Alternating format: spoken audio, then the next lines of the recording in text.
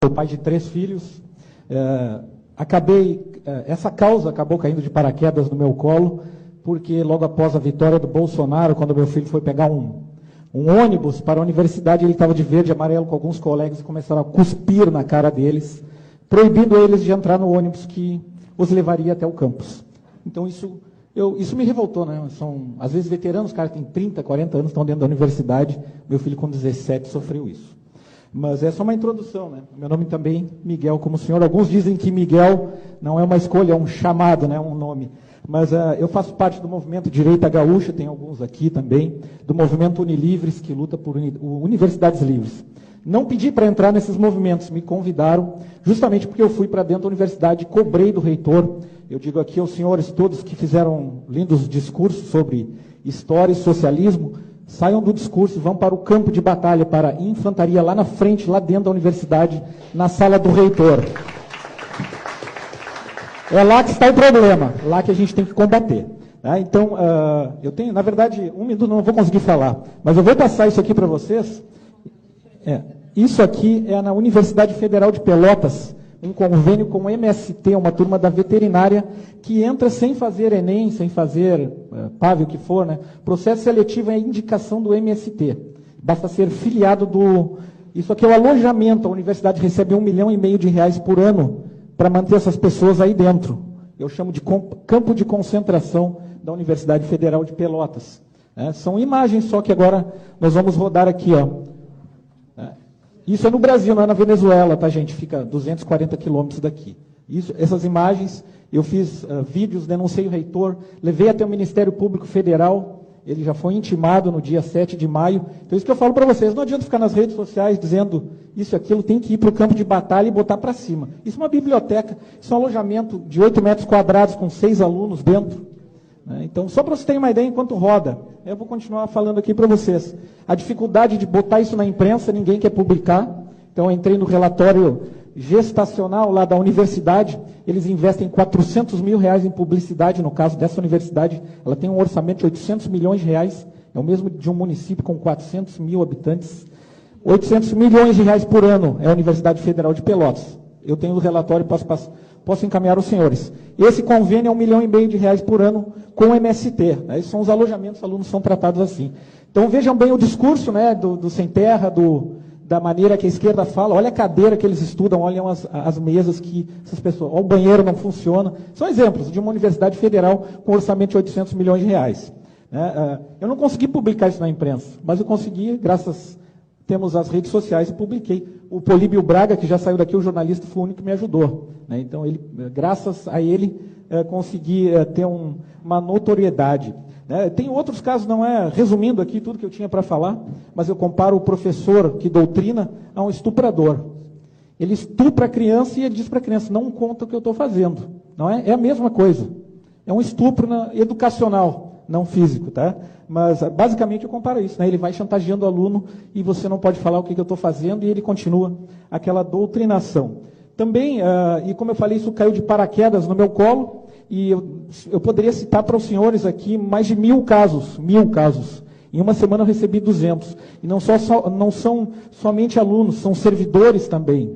Por exemplo, pessoas que declararam o voto contrário a ideologia, né, que está dentro das universidades, tiveram um banheiro trancado na segunda-feira após as eleições. As pessoas no mesmo dia já me chamaram. Olha o que está acontecendo. De um professor dizer que o vale alimentação dele era maior do que o salário do servidor. Isso lá dentro da Universidade Federal de Pelotas. Tipo assim, quem tu pensa que tu é, porque é um vale alimentação maior que o teu salário. Eu tenho esses áudios, esses depoimentos gravados. Então, chega um momento, eu não gostaria que isso tivesse caído no meu colo, né? Mas a gente não pode dar mais para trás, porque estou lá em Pelotas e pais me ligando de São Paulo, não sei nem como descobrir no meu telefone, dizendo, por favor, não dá para trás, não desiste. Eu perdi minha filha, tudo que o senhor falou, que falam para o senhor, também falam para mim lá. né? Então, não dá para. Então a gente não tem mais como voltar atrás, né? E tem que se expor, tem que enfrentar essas pessoas. A maneira de enfrentar não é a agressão física, é indo no Ministério Público Federal, cobrando, né? Divulgando. Se a imprensa não divulga, como eu falei aqui, uma universidade que tem um orçamento de R$400 mil para publicidade, vocês acham que um jornal que recebe esse dinheiro vai publicar uma notícia contra o melhor anunciante dele? Ele não vai publicar. Aí eu sempre digo, se um mosquito mordeu um estudante LGBT na universidade, sai na capa do jornal no outro dia. O meu caso, eu fui para dentro da universidade e gravei um vídeo lá.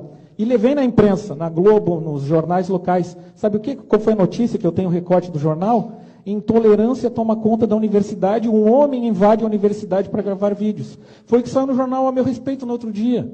E não a verdade que vocês estão vendo aqui nessas imagens. E eu tenho outras tantas imagens para citar para vocês. Então, agradeço novamente ao Políbio Braga, ele me ajudou muito a publicar.